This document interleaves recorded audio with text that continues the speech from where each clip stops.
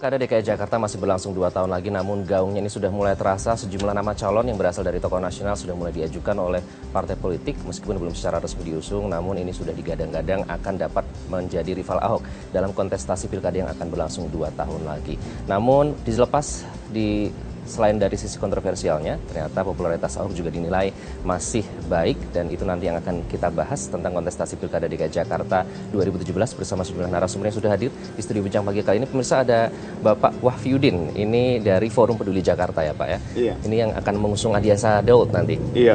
Baik, terima kasih sudah hadir di studio Bincang Pagi. Sama-sama, terima kasih. Kemudian juga ada Mas Niko Haryanto, analis politik. Selamat pagi Mas, apa kabar? Selamat pagi, thank you. Baik ya, selalu baik. Kemudian ada Mas Tubagus Ramadan, pendukung Ahok atau dari teman Ahok ya istilahnya. Dari teman Ahok. Masih aktif terus ya dengan gerakan teman Ahok ini ya? Alhamdulillah masih. Masih baik. Dan itu nanti akan kita bahas lebih lanjut, namun sebelumnya kita simak dulu informasi berikut ini.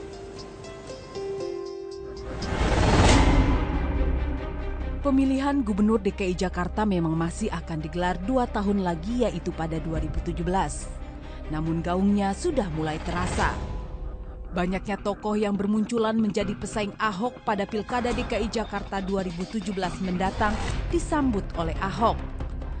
Meski masih 2 tahun lagi, Ahok yang kini menduduki kursi nomor 1 di Jakarta itu tegas memastikan dirinya bakal mencalonkan diri kembali sebagai gubernur di ibu kota pada Pilkada 2017 mendatang.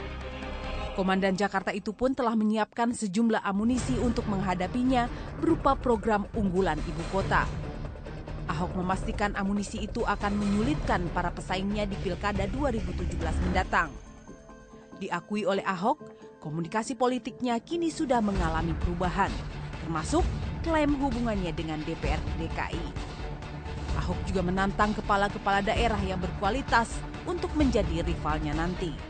Wah, itu yang saya katakan, sejak kami masuk ke DKI, tujuan kami masuk apa? Supaya seluruh kepala daerah di Indonesia itu punya potensi, punya kesempatan untuk bertanding jadi gubernur DKI. Kalau semua yang terbaik mau jadi gubernur DKI, maka warga DKI mendapatkan gubernur yang terbaik dari yang terbaik, bukan yang baik dari yang terburuk. Jadi itu pilihannya banyak. Kalau kamu dagang punya duit, bisa banyak yang jualan, untung di kamu nggak? Untuk menghadang Ahok kembali duduk di kursi gubernur Jakarta, sejumlah partai politik pun mengusung sejumlah nama tokoh nasional. Partai Gerindra misalnya telah menyiapkan sejumlah nama besar, seperti pengusaha Sandiaga Uno yang sudah mendeklarasikan siap maju di Pilkada DKI dan Wali Kota Bandung Ridwan Kamil. Golkar pun menyiapkan sejumlah kadernya seperti Tantowi Yahya, Aziz Samsyuddin, dan Idrus Marham. Di Partai Demokrat, mantan calon wakil gubernur Nahrawi Ramli kembali diusung. Sedangkan PKS mempertimbangkan mantan Menpora Adiasa Daud dan Triwi Saksana sebagai bakal calon gubernur DKI. Terlepas dari kontroversi yang juga melekat di diri Ahok, popularitas gubernur DKI itu masih kuat. Lalu orang memperkarakan gaya Ahok yang cukup keras. Dikiranya ini koboi yang terlalu liar dan seterusnya. Tapi saya kira lepas dari itu masyarakat juga tetap mencintai figur seperti Ahok karena terbukti ya sekarang dengan dia maju sebagai calon independen, banyak kampanye-kampanye yang volunteer yang muncul secara sukarela juga justru mendukung Ahok. Nah, ini sebetulnya potret bagaimana Ahok ini didukung oleh suara publik. Popularitasnya dan tingkat penerimaannya di publik yang cukup signifikan. Ini yang membuat dia berpeluang besar. Nah, sementara figur-figur lain ini kan masih abu-abu ya. Hebat tetapi belum tahu posisinya di mana dalam konstelasi politik Jakarta. Nah, belum kalau kita melihat bahwa ini ada yang di backup oleh kepentingan partai dan seterusnya. Dan Ahok sendiri dia maju secara independen dan memperlihatkan bahwa kekuatan dia adalah rakyat Jakarta. Kekuatan dia bukan partai politik. Dukungan politik secara real juga menjadi salah satu faktor untuk bertarung di pesta demokrasi 5 tahunan di Jakarta. Selain itu, skema dukungan parpol juga menjadi kalkulasi politik lainnya. Selain soal usia dan soal track record, itu juga penting menurut saya ada dukungan politik yang real gitu ya. Nah ini yang sebenarnya bisa masuk di situ karena Ahok kan masih harus berjibaku dengan dukungan partai politik ya kan. Apakah ada partai politik yang mau dukung dia? Sekarang ini kan inisiatif yang dia lakukan adalah kandidat independen dengan cara menginisiasi dukungan publik misalnya lewat kawan Ahok dan lain-lain. Nah, tetapi apakah kemudian mudah? Tentu tidak mudah. Tetapi kalau kemudian dia sampai mendapatkan dukungan, misalnya minimum administratif ya untuk kemudian melaju menjadi kandidat, tentu ini juga akan menjadi sebuah sejarah juga kalau dia menang dari jalur independen. Dukungan bagi Gubernur Ahok untuk maju dalam pilkada sebagai calon independen pun masih kuat. Di antaranya, kelompok relawan yang menamakan teman Ahok yang terus merentangkan jaringan untuk menggait KTP warga DKI. Pengumpulan KTP itu sebagai syarat pencalonan Ahok dalam Pilkada DKI 2017. Pertarungan dini berbudaya DKI itulah yang menjadi topik dalam perbincangan kita kali ini. Pemirsa, saya ingin ke Mas Bagus terlebih dahulu. Mas Bagus, tadi seperti kita lihat sudah ada teman Ahok yang mengumpulkan gerakan 1 juta KTP ya. Sejauh ini sudah berapa KTP yang terkumpul, Mas? Kalau sampai hari kemarin, itu kita direkap sudah sekitar 208.000 atau 20,8% dari target kita 1 juta KTP. Threshold kan sebenarnya 750.000 ya. Cuma kita mengupayakan mendapatkan 1 juta KTP supaya nanti aman dari verifikasi yang akan dilakukan oleh KPU. 208.000 sendiri kalau kita mau banding-bandingin dari suara partai di Pileg kemarin, itu sebenarnya sudah melewati suara dari PAN 172.000 dan suara dari Nasdem 206.000. Next milestone kita mungkin adalah PKB sekitar 263.000 ya. Gitu. 1 juta KTP ditargetkan akan tercapai kapan dan optimis tidak? Kita sih sebenarnya akan mengupayakan itu selesai sebelum Juli 2016 karena kan verifikasi calon independen dimulai dari bulan tersebut gitu. Dan kita sampai saat ini sih kita punya target harian, kita punya target mingguan dan target bulanan. Sampai saat ini semuanya sudah bisa ketutup gitu. Target harian kita ketutup, target mingguan kita dan target bulanan. Itu semua datang secara sukarela ya Mas ya ke posko yang mengumpulkan KTP. Iya, apalagi gitu. Kita nggak bisa menjual apa-apa gitu kan. Ini yang kita jual memang kesukarelawanan gitu loh. Nggak ada lain gitu. Semangatnya dari awal sukarela. Betul, ya. Baik, kita ke Pak Wahyudin. Pak Wahyudin, kalau melihat ini gimana Pak? Kira-kira Ahok bisa terbendung tidak dengan calon-calon yang maju termasuk Adi Aksa-Daud? Ini kan semua masih permainan di tingkat permukaan. Belum betul-betul mencerminkan arus bawah yang ada di masyarakat. Mereka yang disuarakan lewat media sosial, kemudian kampanye-kampanye terselubung dari media massa gitu kan. Jadi kelihatannya menggelegar. Apakah arus bawah seperti itu? Nah, ini harus dibuktikan dengan survei-survei. Dan kemudian mendengar dari simpul-simpul orang-orang yang menjadi menyuarakan aspirasi masyarakat bawah. Tapi ini sudah mulai bermunculan Pak bukan kampanye istilahnya meme kita sebut tuh di media sosial dukung Adi Aksa-Daud itu Pak Adi Aksa sendiri gimana menanggapi itu? Kalau kampanye dari kubunya Pak Ahok itu dari awal selalu terus-menerus, apalagi dukungan dari media-media besar kan, seperti Metro begitu. Nah itu yang orang tidak boleh terjebak bahwa ada arus bawah. Ada arus bawah yang belum tercover dari top down. Harus dilihat dari bottom up-nya. Harus betul-betul diselami dari bawahnya. 2 tahun itu akan dilakukan untuk itu ya Pak ya? Memperhatikan dari arus bawah. Iya, itu harus dicermati. Jadi karena mungkin barangkali itu juga partai sampai sekarang belum ada yang menunjukkan calon definitifnya. Karena mereka seperti biasa di satu sisi partai itu sebagaimana umumnya politisi cari yang posisi paling aman dong, cari posisi last minute. Tetapi di sisi lain juga karena memang belum ada kepastian dari bawah ini suara yang dominan itu yang mana yang akan dipilih oleh masyarakat. Tapi sejauh ini sudah ada suara-suara dukungan parpol seperti itu Pak ke Pak Adi Aksa? Baru komunikasi politik. Partai mana Pak yang sudah menjalin komunikasi dengan tim Adi Aksa? Banyak. Kalau yang menjalin komunikasi, Pak Adi Aksa-Daud itu sudah menjalin ke semua partai. Bahkan yang menarik, PDIP pun sudah menyuarakan. Ada bocoran sedikit, PDIP sudah menyuarakan. Baik. Mas Niko, kalau kita lihat fenomena ini ya, ada muncul di media sosial, kita lihat ada teman Ahok, kemudian ada lawan Ahok, kemudian banyaknya calon yang bermunculan. Ini fenomena apa sih? Ya, saya kira ini fenomena yang relatif baru di dalam dunia elektoral di Indonesia karena memang kita kalau melihat semenjak ada pilkada tahun 2005 gitu ya, atau 2004 mulai ada pilpres segala macam, itu belum mulai dengan medsos, tapi medsos mulai berkembang pesat itu sejak pilgub di Jakarta 2012 yang lalu. Nah, memang Jakarta ini kalau kita bicara pemilu ini ada banyak anomalinya, gitu ya, ada banyak anomalinya di mana misalnya tokoh yang didukung oleh kekuatan-kekuatan politik mayoritas di Jakarta itu belum tentu menang, gitu kan. Kemudian tokoh yang merepresentasikan misalnya mayoritas masyarakat di Jakarta itu juga belum tentu menang. Sekali lagi saya kira seperti Pak Wahyudin tadi sampaikan, memang arus bawah ini perlu selalu dicek ya, karena memang dinamika politik di Jakarta ini relatif tinggi. Jakarta ini kan barometer dari segala-galanya. Kemudian masyarakat di Jakarta ini kan selalu bersentuhan tidak hanya dengan politik tingkat provinsi atau tingkat lokal, tapi juga tingkat nasional. Oleh karena itu terkadang pilkada di Jakarta itu juga merepresentasikan apa yang terjadi di tingkat nasional. Nah, kalau masalah arus bawah tadi Pak, kebetulan Populi Center itu pernah mengadakan survei di Jakarta bulan Maret, memang sudah agak lama, sudah 5 bulan yang lalu, tapi paling nggak saya kira ini bisa menjadi salah satu basis ya untuk menilai bagaimana di tingkat bawah. Pada waktu itu Jakarta lagi banjir. Kemudian kita adakan survei untuk mengecek istilahnya tuh 100 hari pertama Ahok lah. Waktu itu kan baru dilantik kan bulan November, Maret kita lakukan penilaian. Itu 70% itu masih menyatakan puas Pak, memberikan penilaian yang positif. Bahkan ketika kita tanya rapor dari 1 sangat tidak puas sampai 10 sangat puas, itu 70,4% itu menyatakan memberikan nilai yang positif ya. Ini masyarakat Jakarta representatif termasuk yang ada di Kepulauan Seribu. Yang terbaru sudah ada survei lagi Mas? Iya, survei mungkin belum saatnya dikeluarkan gitu kan. Tapi saya kira gambaran itu tidak beranjak jauh.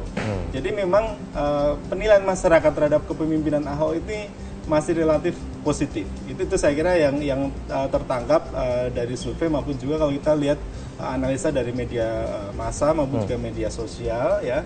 Nah, bagaimana peluang? Nah, ini saya kira yang menarik karena memang perjalanan waktu ke depan ini saya kira akan menentukan sekali peluang dari masing-masing tokoh yang akan berlaga di Jakarta, baik itu Ahok sendiri atau mungkin wagubnya kalau nanti pecah kongsi atau mungkin tokoh yang lain seperti Pak Adi Daud, kemudian ada Ridwan Kamil, ada Sandiaga Uno, mungkin ada Tri Risma hari ini dan seterusnya. Saya kira peluang itu tentu terbuka. Jakarta ini tetap open field itulah istilahnya. Ini lapangan yang terbuka sekali. Banyak dukungan tentu saja nanti juga akan ada peluang black campaign juga ya Mas. Itu kita berbicara tidak berbeda terkait dengan black campaign ini yang menarik kalau di Jakarta ketika kita tanyakan ke masyarakat ya, kepada pemilih di Jakarta, apakah etnisitas suatu tokoh itu mempengaruhi atau tidak pilihan mereka? 57% itu menyatakan tidak begitu penting latar belakang etnisnya itu. Tapi kalau kita tanya latar belakang agama, 55% menyatakan penting. Penting itu artinya mereka merasa lebih baik memilih tokoh yang seagama dengan mereka, agama dia gitu. Pak Wahyudin tadi kalau disebutkan Populi Center sudah menyebutkan survei tentang kepuasan publik. Sudah ada survei kecil-kecilan belum sih Pak dari tim Adi Aksa Daud sendiri? Survei bulan apa? Maret Pak. Gitu. Bulan Maret. Dan juga dikatakan bagaimana dinamika berikutnya belum dikeluarkan. Saya pikir lembaga-lembaga survei juga belum akan mengeluarkan, karena masih menunggu, masih wait and see. Meskipun lembaga-lembaga survei terus melakukan monitoring, ya, karena tadi dinamikanya itu masih sangat peluangnya itu sangat besar. Kita ini pemilu kada atau pilgub yang ketiga tahun untuk Jakarta, pertama 2007 ya. Orang masih dalam euforia reformasi, mendekat seperti pilpres tahun 2004 yang boleh dibilang itu pemilu yang paling baik setelah tahun 1955 katanya. Nah, kemudian tahun 2009 pilpresnya atau 2012 pilgub Jakartanya itu, di situ mulai terjadi bagaimana mekanisme demokrasi yang tadinya begitu indah mulai masuk berbagai macam kepentingan-kepentingan dan rekayasa-rekayasa. Di mana ada kekuatan pemodal, ada pressure group ikut main, jadi tidak lagi terlalu murni demokrasi yang sesuai dengan aspirasi reformasi. Nah, ini pilgub yang ketiga, begitu. Jadi masyarakat Jakarta semakin cerdas, meskipun tadi disebut arus bawah bukanlah arus bawah orang yang bodoh. Gitu Iya, ya. nanti itu yang akan Tadi disebutkan juga diupayakan oleh Mas Niko, selama 2 tahun ini ke depan. warga Jakarta, warga yang berinteraksi dengan isu-isu nasional bahkan isu-isu global. Semakin Jadi melek dinamika ini istilahnya, Pak, memang banyak pertimbangan yang masih- diambil ya. Ya, peluang Baik, bagi kita banyak harus pihak itu selalu ada. Jeda terlebih dahulu, Iya. dan kita nanti juga akan di segmen selanjutnya berbicara tentang gaya komunikasi Ahok nih yang disebut terlalu ekstrim nih Mas, bahkan sempat diadukan ke Bareskrim juga. Kita akan bahas lebih lanjut nanti di Bincang Pagi, tetaplah bersama kami.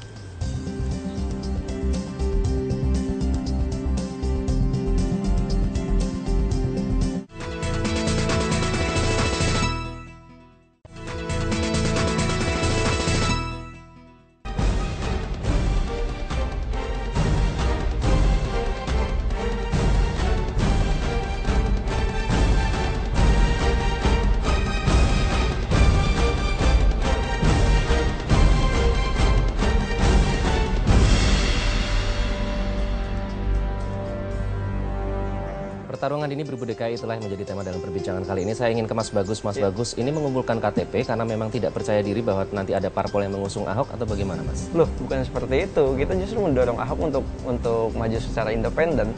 Kita pengen lepas dari kepentingan-kepentingan partai politik yang menurut kita sih sampai saat ini partai politik belum bisa merepresentasikan apa yang menjadi keinginan warga pada umumnya. Gitu. Jadi ya kita kalau bisa maju lewat independen kenapa enggak? Gitu. Oke, Mas Dan, Niko. dan kelihatan kok. Kalau ketika Ahok sekarang lepas dari partai politik, dia lebih leluasa untuk bergerak dan untuk mementingkan kepentingan warga gitu. Tidak didikte ya? Nah betul itu. Oke, jadi kemudian Mas Niko ini kalau melihat fenomena jalur independen, ini tidak hanya di Jakarta, kita mengetahui juga ada di Kutai Kartanegara, kemudian di Bontang, Kalimantan Timur juga ada calon-calon kuat. Ini yang percaya diri melalui jalur independen, ini memang fenomena apa, Mas? Parpol sepertinya tidak lagi. Saya kira itu kasus yang lain karena mereka melalui jalur independen karena partainya sedang ada konflik. Misalnya Ini di berbeda Kutai ya? Kartanegara ataupun ya di Jawa Barat karena partainya konflik daripada nanti digugurkan oleh KPUD karena urusan rekomendasi yang tidak sah dan seterusnya, mereka melalui jalur independen. Tapi saya kira pilihan yang diambil oleh misalnya Ahok untuk masuk melalui independen itu adalah bagian dari strategi politik. Ini istilahnya branding lah, ya kan, branding. Karena ingin memperkuat brand sebagai pemimpin yang anti korupsi, pemimpin yang bebas dari kepentingan partai, pemimpin yang istilahnya merepresentasikan masyarakat, maka jalur independen memang yang paling cocok. Karena selama ini memang di Jakarta ini tingkat kepercayaan publik terhadap partai itu sangat rendah. Apalagi tingkat kepercayaan publik terhadap DPRD yang selama ini juga dianggap tidak aspiratif, kemudian justru kerjanya itu malah sepertinya menghambat program-program baik dari pemerintah. Seperti yang kemarin sempat ramai terkait dengan begal APBD maupun juga yang terkait dengan keinginan mereka untuk menambah fasilitas dan seterusnya, ataupun juga yang terakhir misalnya kunjungan kerja ke Bali yang cuman melihat kamar mandi misalnya gitu kan. Saya kira itu hal yang bagi masyarakat Jakarta itu sangat mengena sekali itu, karena masyarakat Jakarta ini masyarakat yang well informed, masyarakat yang punya informasi yang sangat banyak gitu ya, baik dari mereka semakin bisa melihat sendiri, betul sekali, semakin cerdas dan juga peduli meskipun masyarakat Jakarta ini masyarakat yang super sibuk mereka, gitu ya. Oke, kemudian ini banyak memang kualitas yang dari Gubernur Ahok yang dinilai baik, oleh karena itu banyak pendukungnya. Tapi di sisi lain juga banyak statement dari Gubernur Ahok ini yang dinilai terlalu ekstrim, bahkan diadukan ke Bareskrim karena dianggap mencemarkan nama baik. Bagaimana, Mas? Oh, kalau itu sih menurut kita sih ya dari teman Ahok, kritik itu biasa sih. Ketika kita bicara mengenai komunikasi politik, misalkan ada pemimpin yang komunikasi politiknya menurut orang-orang baik, tapi dia dianggap tidak tegas. Ada juga yang diem aja dan juga dianggap bahwa pemimpin ini nggak kerja gitu loh. Jadi menurut kita dari teman Ahok, Ahok itu sebenarnya dia bekerja untuk menyelesaikan hal-hal mendasar yang selama puluhan tahun belum selesai di Jakarta gitu. Dia bukan, komunikasi politiknya bukan ditampilkan untuk menyenangkan orang banyak, dia bukan artis gitu loh. Tapi dia memang bekerja untuk menyelesaikan hal fundamental yang belum selesai di Jakarta gitu loh. Oke. Menurut kita sih komunikasi politik seperti Ahok ya mungkin memang belum, ya tidak banyak gitu politisi-politisi, lebih banyak yang berbicara mengenai diplomatis, tapi ini adalah suatu cara baru mungkin ya kalau kita lihat ya. Ini adalah new way bagaimana seorang politisi, seorang birokrat lebih tepatnya, kepala daerah gitu loh. Dia yang nggak peduli apakah dia nggak disukai oleh masyarakat atau gimana gitu kan, tapi ya saya pengen menyelesaikan hal-hal yang belum pernah terselesaikan gitu loh. Selama ini tidak tersentuh ya istilahnya, untouchable things ya. Baik, Pak Wafiudin, kalau kita berbicara tentang statement Ahok menyatakan bahwa dia siap ditantang asalkan punya program yang jelas. Sejauh ini dari tim Andi Aksa Daud sudah menyiapkan program-program belum? Memetakan paling tidak. Begini, latar belakangnya kita ini kan dari kelompok Saling Sapa, salingsapa.com. Apa itu? Itu komunitas tokoh-tokoh masyarakat yang kemudian membincangkan, tentu saja sebagai tokoh masyarakat mereka mendengar aspirasi pengikut-pengikutnya. Akhirnya disimpulkan untuk setiap zaman memang ada pemimpinnya. Ya, dalam bahasa agamanya takdir. Nah, tetapi untuk 2017 ke atas itu bukan Ahok. Nah, karena 2012 pun masyarakat Jakarta tidak memilih Ahok. Masyarakat Jakarta memilih Jokowi. Pertimbangannya dari apa itu, Pak? Karena Jokowi kemudian naik ke RI 1, maka Ahok jadi gubernur. Ya. Nah, jadi apakah Ahok betul-betul naik karena pilihan masyarakat? Itu belum tentu. Ya. Nah, kemudian ke depan itu untuk sekarang memang takdirnya Ahok memimpin Jakarta. Dia harus melakukan perbaikan-perbaikan terhadap birokrasi dan segala macam. Tetapi untuk 2017 ke depan, masyarakat melihat bukan. Di antara penilaiannya tadi sebenarnya sudah ada. Betapapun bisa diberikan pembelaan terhadap gaya komunikasi, tetapi gaya komunikasi seperti itu sulit diterima pada masyarakat kita. Masyarakat Betawi, masyarakat secara nasional itu banyak dipengaruhi oleh kultur Jawa, kultur Melayu, itu hal-hal seperti itu sulit diterima. Kemudian indikasi-indikasi atau dalam tanda kutip kearoganan itu juga sulit diterima. Nah, jadi masyarakat bawah menitipkan untuk 2017 tidak Ahok. Nah, ini yang kemudian para tokoh masyarakat di Forum Saling Sapa mencari alternatif. Kalau bukan Ahok, siapa? Tetapi juga ada yang sudah dilakukan oleh Ahok itu harus dilanjutkan. Seperti misalnya keberanian mendobrak birokrasi, kemudian membangun good governance. Nah, itu harus ada. Nah, carilah calon yang bisa melanjutkan apa yang sudah dilakukan. Nama Pak Adiaksa yang terbaik yang bisa melakukan itu. Banyak calon. Nah, di antara yang paling mungkin adalah Adiaksa Daud. Nah, karena itu para tokoh masyarakat di salingsapa.com ini mengendorse. Coba ini Adiaksa Daud. Nah, kemudian tinggal bagaimana sistem politik, bagaimana partai, bagaimana nanti masyarakat. Nah, jadi yang kami lakukan ini mengendorse saja dulu. Pak, ada beberapa survei ini, salah satunya Cyrus Network ini mengatakan bahwa yang bisa membendung Ahok ini hanya tokoh seperti Risma dan Ridwan Kamil. Apakah kalau melihat survei itu masih bisa percaya diri, Pak? Iya. Bukan Rismanya, bukan Ridwan Kamil sebagai person, tapi dilihat dari karakternya. Harus tegas, harus berani, harus bersih, dan juga punya pengalaman mengelola birokrasi. Nah, Bu Risma kan kelihatan itu, ya. Kemudian Pak Ridwan Kamil juga kelihatan seperti itu. Adiaksa Daud juga punya potensi seperti itu, kelihatan dari pengalaman-pengalamannya. Karena bagaimanapun meskipun Jakarta ini provinsi, penanganannya seperti Pak Ahok sendiri katakan, akan lebih mudah menangani Jakarta kalau lingkupnya bukannya lingkup provinsi. Karena itu juga sangat dimaklumi kalau Pak Ahok itu di 2019 ingin menjadi RI 2. Jokowi RI 1, Ahok RI 2. Nah, kalau begitu, jangan biarkan Jakarta 2017 dipimpin oleh Ahok sampai 2019 saja. Cuma 2 tahun terus ditinggal. Nah, kalau begitu harus disiapkan yang 5 tahun. Harus dibuktikan ya Pak Wafidin ya. Mas Niko, kemudian kalau ini Ahok mengaku siap bersaing, tapi malah mengundang kepala daerah seperti Risma Harini dan Ridwan Kamil. Apakah itu berarti tidak ada calon lain yang dianggap bisa mengalahkan dalam nanti kontestasi Pilkada DKI? Jawabannya sesaat lagi. Usai break berikut ini, pemirsa tetaplah bersama kami di Bincang Pagi.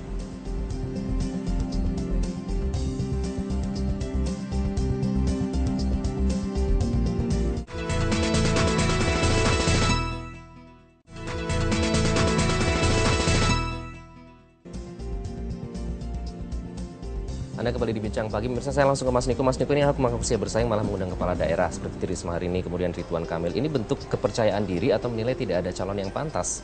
Ya, saya kira itu dua-duanya ya. Artinya dalam artian ada kepercayaan diri dari seorang Ahok ya, bahwa dia memang dengan memimpin Jakarta tentu ini menjadi pemimpin barometer Indonesia ya di tingkat daerah gitu ya. Dan juga memang stok pemimpin itu nggak banyak ya. Oleh karena itu kalau kita lihat apa yang terjadi di 2007 ya, Jakarta itu hanya ada 2 pasang calon juga. Pada waktu itu Pak Fauzi Bowo melawan Adang Darajatun, ya kan? 2012 itu akhirnya juga 2 pasang, gitu kan? Fauzi Bowo melawan Jokowi. Jokowi dan Ahok itu dua-duanya dari luar Jakarta. Jadi memang kadang kalau kita melihat pemimpin itu ya, calon-calon pemimpin dan sebagainya, memang nggak banyak di Indonesia ini, karena semenjak ada orde yang dulu otoritarian itu memang kaderisasi dan segala macam itu agak terhambat. Sehingga ketika proses reformasi berjalan itu kadang kita gegap-gegap dalam mencari. Nah, saya kira Jakarta ini memang tetap akan menjadi medan pertempuran yang terbuka secara elektoral ya. Tidak hanya tokoh dari daerah yang bisa masuk, tapi saya kira juga tokoh-tokoh nasional itu sangat besar kemungkinan untuk bisa juga bertarung dan memiliki kans untuk menang. Jadi kalau misalnya Pak Adi Aksa Daud sebagai sekarang ini ketua kuartir nasional Pramuka, mantan Menpora, tentu itu beliau sebagai tokoh itu bisa pertimbangkan ya, sama halnya dengan Sandiaga Uno yang dianggap sebagai pengusaha sukses, ataupun juga tokoh-tokoh pemimpin daerah yang lainnya seperti Ridwan Kamil, Tri Risma hari ini, atau bahkan mungkin Ganjar Pranowo. Saya kira itu juga terbuka juga itu. Ya, atau mungkin Rano Karno dari Banten, itu juga saya kira sangat terbuka gitu ya. Nah, memang masalahnya untuk memenangkan di Jakarta itu tidak sama dengan memenangkan pilkada di tempat lain gitu.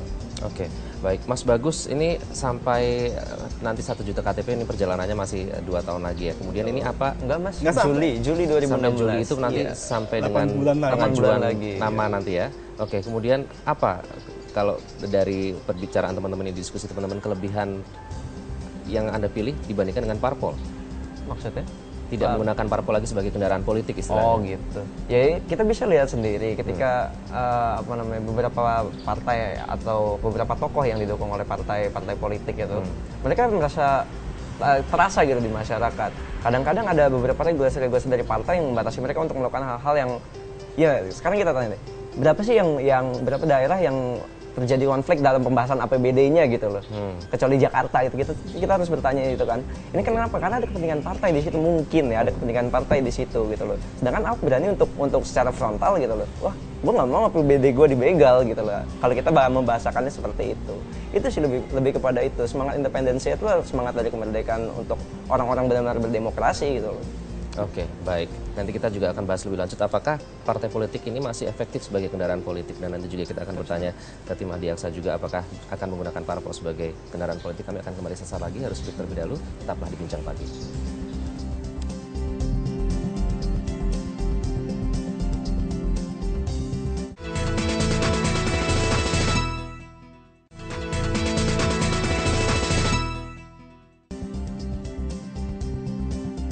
Ya, dan kembali di Bincang Pagi, pemirsa, kita sudah sampai di segmen terakhir. Pak Wafiudin, ini kalau nanti melihat kontestasi pilkada ke depan, calon-calon yang bermunculan juga, nanti apakah masih yakin nanti akan menggunakan kendaraan politik ini, partai politik, dan kemudian jurus apa yang disiapkan? Kita tidak bisa menafikan begitu saja partai politik, lalu mengambil posisi diametral, either berparpol atau tidak. Karena dalam pembangunan politik demokrasi, partai itu salah satu instrumen, jadi tidak bisa dipisahkan. Bahwa terjadi kepentingan-kepentingan politik dalam penyusunan APBD, di mana-mana selalu terjadi kepentingan itu. Tinggal bagaimana semua itu mengikuti aturan-aturan dengan fair play. Segala bentuk distorsi harus diredam. Tetapi menafikan sama sekali parpol dalam pembangunan politik itu jelas sesuatu yang tidak realistis. Oke, itu. Baik. Ya. Jadi masih optimistis ya Pak ya? Kalau dari angka 1 sampai 10 Pak, seberapa optimistis ini bisa membendung pengaruh Ahok? Kalau optimisme, semua orang harus optimis. Orang akan katakan 10.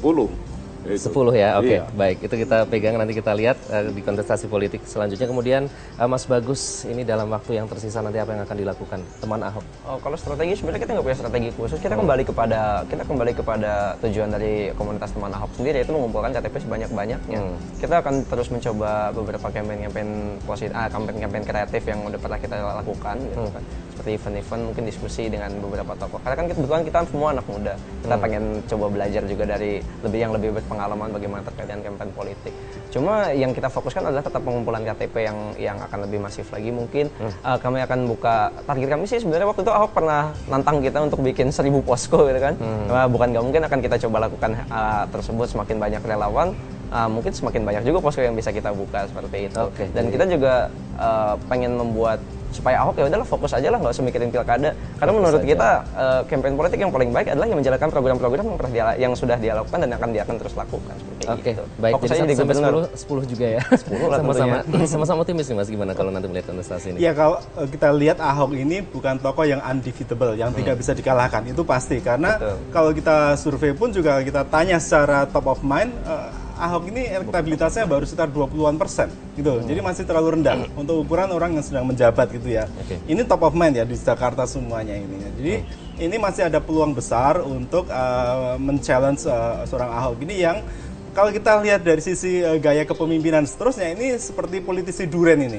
Apa itu Mas? Either orang love it or hate it gitu. Either orang ini hanya suka atau tidak suka gitu aja. Karena kalau yang suka ya pasti suka, terlepas dari kekurangannya apapun, terlepas dari gayanya ngomongnya kasar dan seterusnya. Tapi kalau yang nggak suka, dia mengerjain apapun yang bagus, tetap orang nggak akan suka. Nah, ini yang saya kira tokoh polarizing seperti ini memang nantinya akan diuntungkan oleh pemilih-pemilih yang selama ini mungkin mereka tuh kurang aktif di dalam pemilihan. Di Jakarta ini sangat banyak orang yang tidak menggunakan hak pilihnya. Biasanya kalau pilgub itu paling hanya 60-an sekian persen. Jadi masih ada sekitar sepertiga pemilih yang kadang mereka nggak menggunakan hak pilihnya. Ada yang mungkin malah pergi ke luar negeri, keluar daerah dan seterusnya gitu kan. Atau mungkin mereka tetap menjalankan bisnisnya. Nah, kalau mereka ini bisa diyakinkan, saya kira mereka punya peluang untuk bisa misalnya membuat perubahan di Jakarta ini. Oke, kita tunggu ini masih akan seru. Bukan orang Jawa, saya orang Betawi, tapi ada filosofi Jawa yang menarik. Apa itu Mas? Ngono ya ngono, ning ya ojo ngono. Baik, itu sekaligus menutup perjumpaan kita atas diskusi yang menarik ini. Kita lihat nanti semakin seru ya. Ini masih 2 tahun ke depan untuk pilkada Jakarta. Nanti kita akan melihat komitmen juga dari masing-masing calon. Dan pemirsa, itulah akhir dari Bincang Pagi kali ini. Terima kasih Pak Wahyudin, Mas Niko, Mas Bagus sudah hadir di studio Bincang Pagi. Kami akan kembali besok pemirsa. Terima kasih atas mewakili seluruh rekan bertugas. Terima kasih atas kebersamaan Anda. Sampai jumpa. Jadi orang Jawa.